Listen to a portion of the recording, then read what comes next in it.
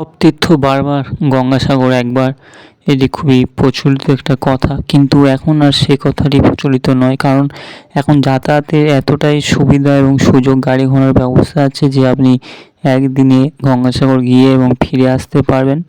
তো এখন কথাটা হলো যে সব তীর্থ একবার, গঙ্গাসাগর বারবার।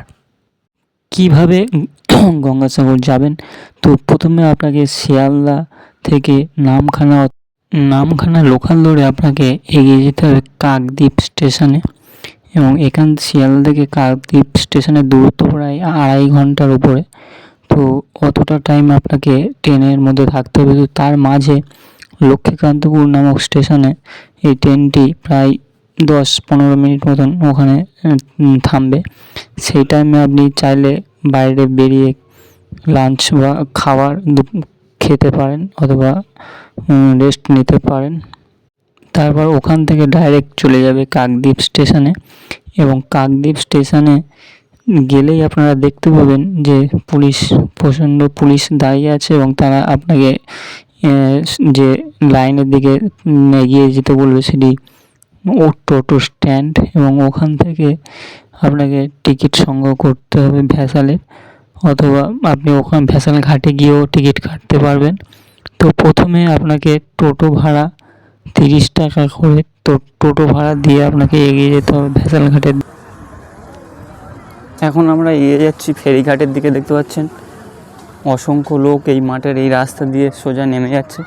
তো স্টেশন থেকে নেমে ওখান থেকে যদি আপনারা টোটো এবং অটো বুক করে নেবেন বা হেঁটেও আসতে পারেন, আর যদি আপনারা ওখান থেকে ভ্যাসেলের টিকিট কেটে নেন খুবই সুবিধা হবে, আর নয়তো এখানে প্রচণ্ড লাইন পড়ে যায়। তো চলুন আস্তে আস্তে এগিয়ে যায়। এই জায়গাটা দেখতে পাচ্ছেন, এখানে টয়লেট এবং থাকার ব্যবস্থা আছে, বাথরুম আছে, জলের ব্যবস্থা আছে। এখান থেকে আপনারা এইসব সুবিধাগুলো পেয়ে যাবেন। তো আগে আমরা সোজা চলে যাব ভ্যাসাল ঘাটের দিকে, এবং ওখান থেকে ভ্যাসালে উঠবো। তো welcome to my channel blog by Shantanu bro. তো এইভাবে আমরা আস্তে আস্তে এগিয়ে যাব গঙ্গাসাগরের দিকে। তো গঙ্গাসাগরের যাত্রা খুবই সহজ নয়, কারণ কিছুটা পরিশ্রম আছে, অনেকটা রাস্তা হাঁটতেও হবে। দেখে নিন ভ্যাসালে যে কতটা ভিড় হয়, সেটা আপনারা না দেখলে বুঝতে পারবেন না।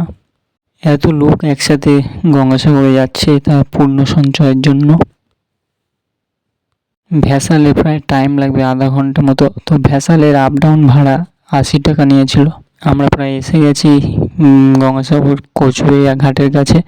তো এখানে দেখতে পাচ্ছেন ভ্যাসাল এখানে ল্যান্ড করবে, এবং এখান থেকে আমরা এগিয়ে যাব বাস স্ট্যান্ডের দিকে। তো বাস ভাড়া নেবে 30 টাকা করে। তো বাস ভাড়া করে আমরা সোজা চলে যাব গঙ্গাসাগরে। তো আর একটা কথা বলে দিই যে গঙ্গাসাগরে বাসে ওঠায় আপনাকে সিট অবশ্যই নিতে হবে, কারণ অনেকটা রাস্তা ওখান থেকে যেতে হবে। তো একটা বাসে যদি সিট না পান, পরবর্তী বাসের জন্য অপেক্ষা করবেন এবং সিট অবশ্যই নেবেন। তো বাসগুলি খুবই তাড়াতাড়ি আসবে, কারণ এখানে লোক সংখ্যা প্রচুর থাকায় বাস প্রায় একটা বাস ছাড়বে আর একটা বাস রেডি হয়ে থাকবে। বাসে প্রায় সময় লাগবে 45 মিনিট মতো। তো এতটা টাইমে আপনাকে যেতে হবে, তারপর আপনি গিয়ে পৌঁছবেন গঙ্গাসাগর মেলার মেন গেটে। বাস থেকে নেবেই এবার হাঁটা শুরু হবে। তো প্রথমে আমরা গঙ্গার ঘাটের দিকে চলে যাব, এবং ওখানে স্নান সেরে নিয়েই তারপর মন্দিরে প্রবেশ করব। তো দেখতে পাচ্ছেন অসংখ্য পুণ্যার্থী এবং দর্শকের ভিড় আছে, যারা সাগর মেলা উপলক্ষে এসেছেন।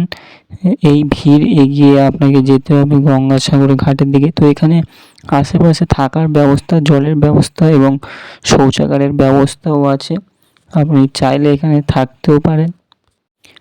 হাজার হাজার লোক চলে এসছে গঙ্গাসাগরে। তো অসাধারণ সেই দৃশ্য। যদি আপনি এই চ্যানেলে নতুন হন তো অবশ্যই একটা লাইক, কমেন্ট, শেয়ার করবেন, এবং চ্যানেলটিকে সাবস্ক্রাইব করবেন, যাতে এই রকম আরও ভিডিও আমরা আপনাদের সামনে তুলে ধরতে পারি। তো welcome to my channel blog by Shantanu bro. প্রায় এসে গেছি, এবার আমরা স্নান সেরে ফেলবো এবং তারপর এগিয়ে যাব কপিল মুনির সেই মন্দিরের দিকে। এখন আমরা দাঁড়িয়ে আছি ভিড়ের মধ্যে, কপিল মুনির মন্দিরের দিকে এগিয়ে যাব এবং পুজো দেব। তো অসাধারণ সেই দৃশ্য এবং প্রচুর লোক দেখতে পাচ্ছেন এখানে এসছে তারা পুজো দেবে।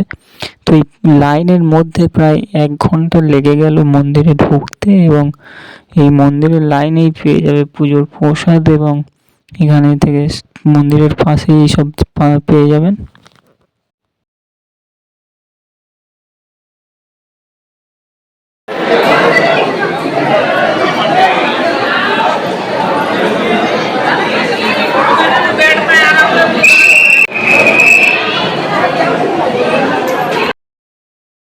অসংখ্য ন্যাংটো সাধু বাবারা এসছেন এখানে, এবং তাদের থাকার জায়গাও আছে। তো এখানে প্রতি বছর নেই, বছরও তারা এসছে। অসাধারণ সেই দৃশ্য। তো অনেকে এখানে পুজো দিচ্ছে।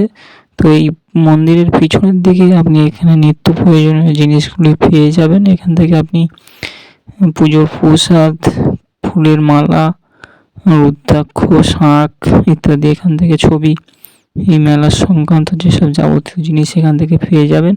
তো এই রাস্তা দিয়ে আমরা ফিরে যাব। তো ভিডিও কেমন লাগলো অবশ্যই জানাবেন। সবাই ভালো থাকবেন, সুস্থ থাকবেন।